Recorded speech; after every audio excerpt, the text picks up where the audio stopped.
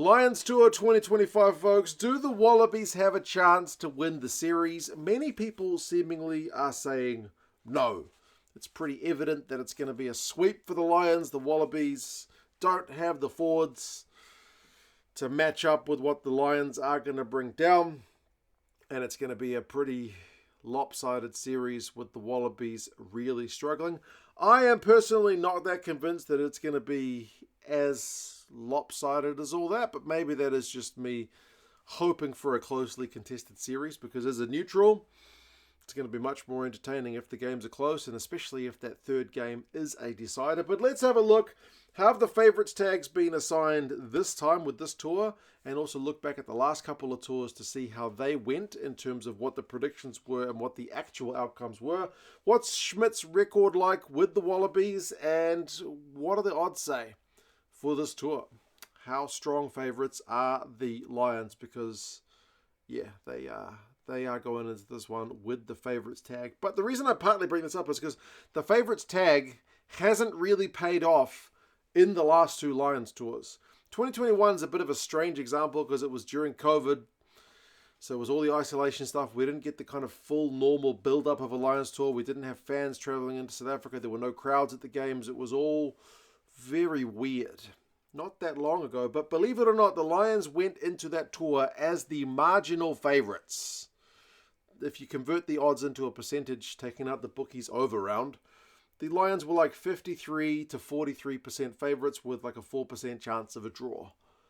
So the Lions went down to South Africa because, remember, South Africa hadn't played any games since the Rugby World Cup in 2019. They played one game against Georgia in the build-up, and then I think they got a bunch of COVID. So, yeah, the Lions were predicted to be the favourites for that one, and they lost the series. It was a close series, went down to a decider. Obviously had all the off-field controversy as well with Russie in his video, but the favourites did not win in 2021. 2017 is maybe a little bit closer to what we're getting predictions with this one, because the All Blacks in 2017, remember they were the world champions at that time, and the last time we'd had a Lions tour prior to 2017 was Clive Woodward's ones back in 2005, where they got swept. That was predicted to be what would happen in 2017. The All Blacks would not drop a game.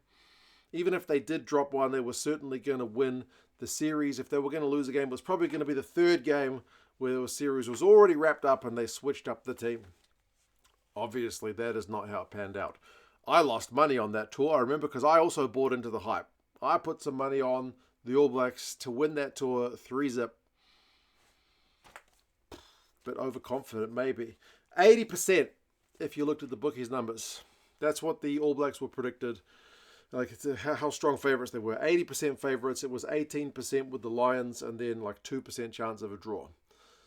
And it ended up in a draw. It was 50% just for a 3-zip sweep. So 2017 shows us that pre-test match predictions can be pretty easily toppled. I mean, just look recently, bloody Leinster got toppled by Northampton. Like, the Box got beaten by Japan at a World Cup. There's been plenty of times where you've seen massive upsets, and I don't even think this coming Lions tour is as big as an upset of some of the ones I just mentioned, like the 2017 tour. This one is predicted to be closer than that one, even if the Lions are still coming into this one as favourites.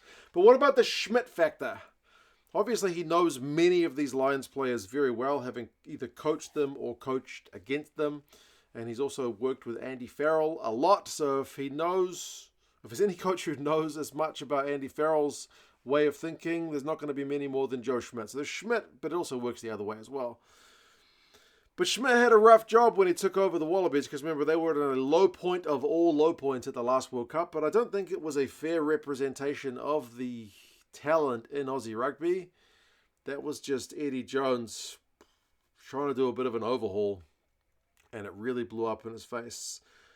So from there, Schmidt's picked the side up. I do think they are building into a better side. I think their trajectory is tracking in the right direction. Obviously, there's been question marks about Schmidt's future with him signing an extension but not staying long-term with the Wallabies. But barring that, the on-field results, he's at 6 wins and 7 losses since he took over.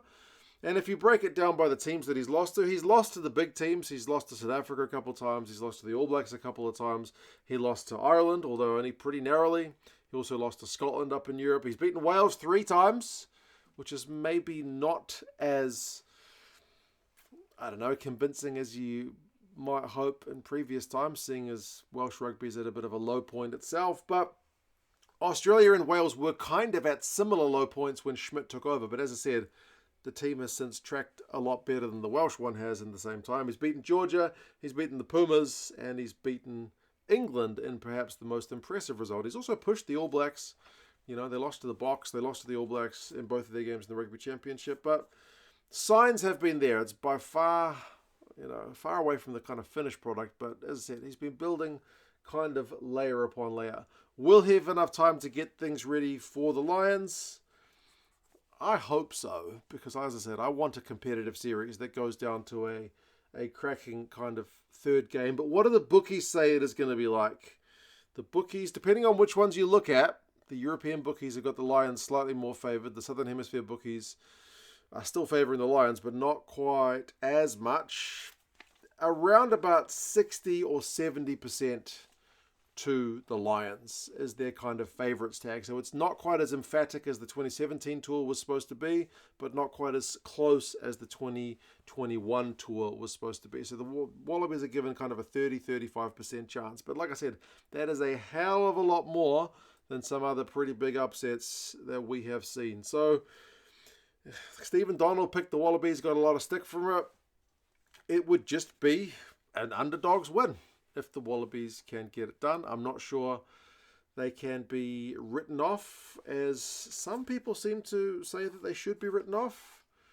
But maybe that's just me hoping for a close kind of competitive series. But you guys let us know your thoughts. Are you giving the Wallabies much of a chance? It'll be interesting to see what kind of squad they can name between now and then. We already know what the Lions is going to be like.